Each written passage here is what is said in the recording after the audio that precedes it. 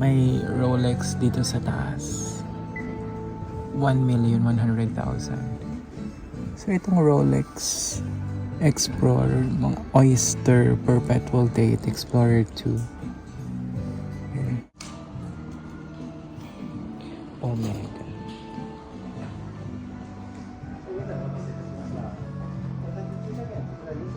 Tapos ito guys, Hamilton, 93,500 yun.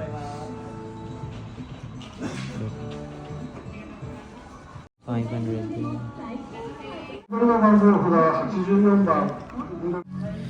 And 89 and 49 to 38,000.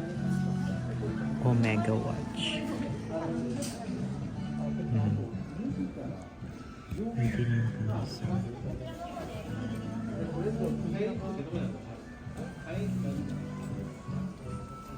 Mas may Tag-Heuer dito.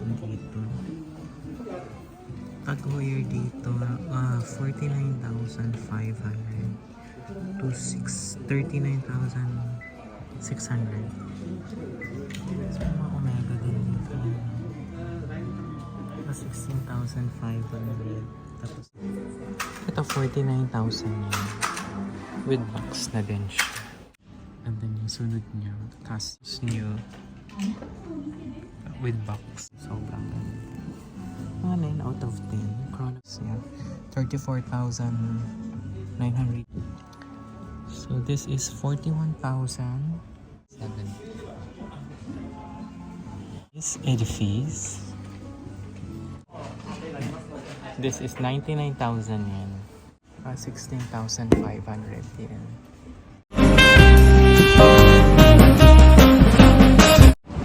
Hi everyone, it's Diana again and welcome back for another vlog here in my YouTube channel. And in today's video, andito tayo sa Hobby Off or Off House sa Center Minami. Ito guys is another store for thrifting, ganun, second-hand shop. Ang main pupuntahan natin talaga is yung mga watches and then luxury bags para malaman nyo din kung magkano ba yung mga prices dito. So Off House, Hobby Off, nasa second floor siya nitong building na to. And then kung paano kayo makakapunta dito guys, ilalagay natin sa mismong vlog, okay? What are we waiting for everyone? Let's go and check out Off House and Hobby Off.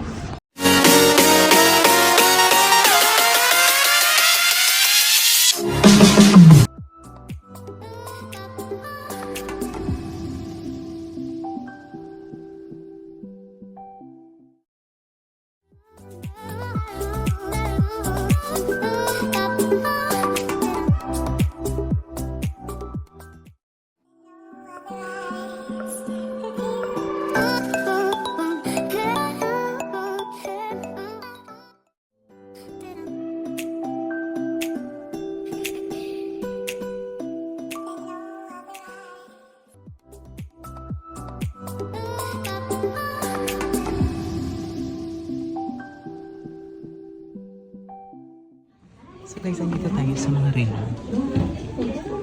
Diba? 39,000 and 89 and 49 to 38,000. Omega watch.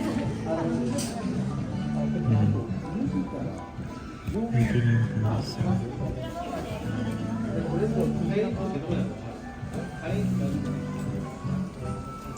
Mas may Tag-Heuer dito. Tag-Heuer dito, 49,500 to 39,600. So, mga Omega din dito. 16,500 tapos 39,600. Orient watch. Meron silang nag-iisang piso watch. Check na. Ito 49,000 yun. With box na din siya. 39,300. Gucci. 36, 39, 50,000. Ito may Invicta watch dito with box.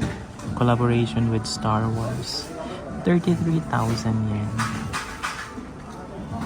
Armani. 11,000. With box yan. And then Orient watch. So this is 29,700 yen. Diba?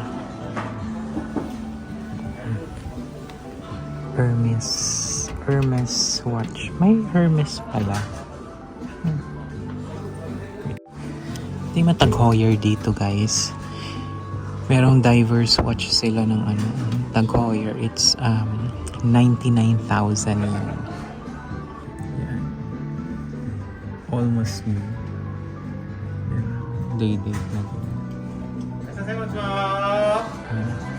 Tiffany & Co.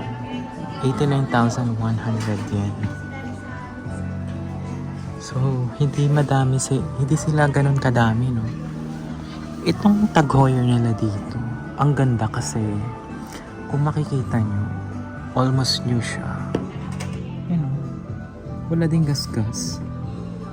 99,000 yen. And then, may Rolex dito sa taas. 1,100,000. So, itong Rolex Explorer, mga Oyster Perpetual Date Explorer 2.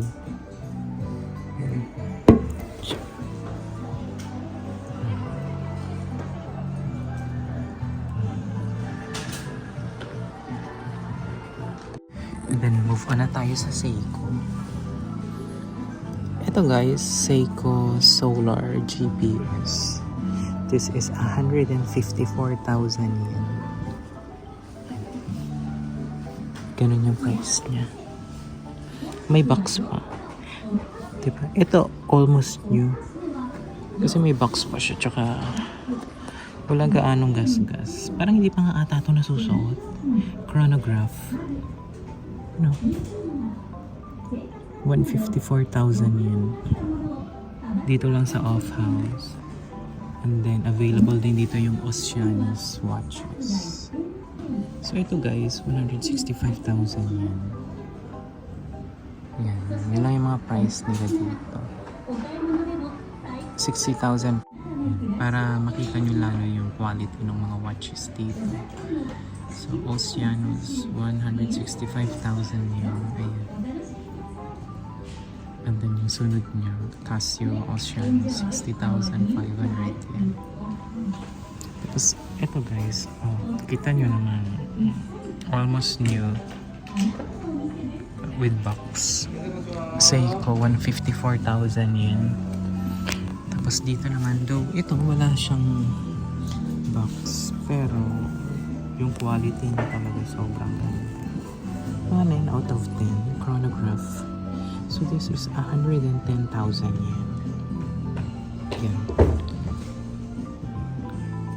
Wired chronograph. Ito guys, 7,920. Tapos, dito Seiko. So, ito Seiko automatic diverse watch na this is 34,980. Yan yung yung price niya. 34,980. Tapos ito naman with box din to. Seiko din siya. So this is 41,800. Yan. Original. Yan. Ito Seiko din with box. So ito guys, 24,970. Tapos Casio watch. I'm not really familiar kung paano yun i-pronounce. This is 19,800 yen. Edifice. And then Citizen watch. This is 99,000 yen. Yan. Ito naman, 16,500 yen. So, lumipat na tayo dito sa G-Shock Casio. So yung iba dito may mga boxes pa naman. Which is good. Diba? Kasi pwede nyo mabitbit. 11,990. Tapos meron din dito 7,920. Ito, yan. Para makita nyo yung quality ng yan. 6,600 to 8,910. So dito sa off house, konti lang yung watches nila dito. Huh? Hindi kagaya sa ibang mga off house and book of Super Bazaar na madami talaga. So dito 4,400 yen. And then 6,930 yen. 8,965 yen. Yung mga watches dito. So yung G-Shock.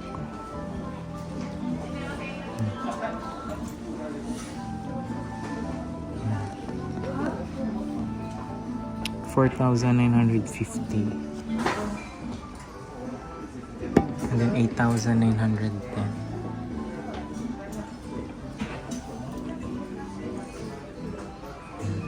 Off house.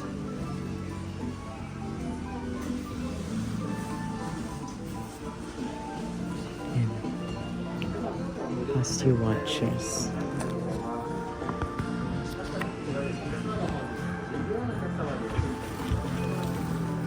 Hmm. 7,920.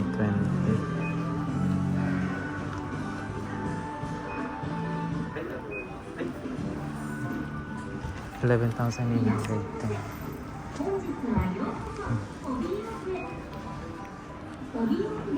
11,990.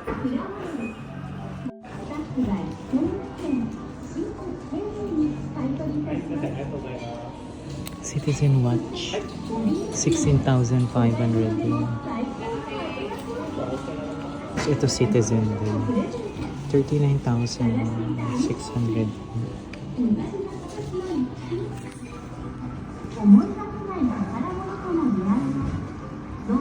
生活雑貨のファストより撮影のお待ちのお客様のご案内申し上げます。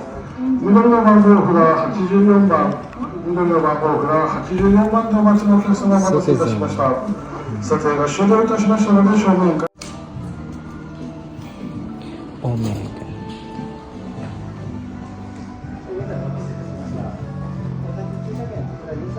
Tapos ito guys, Hamilton 93,500.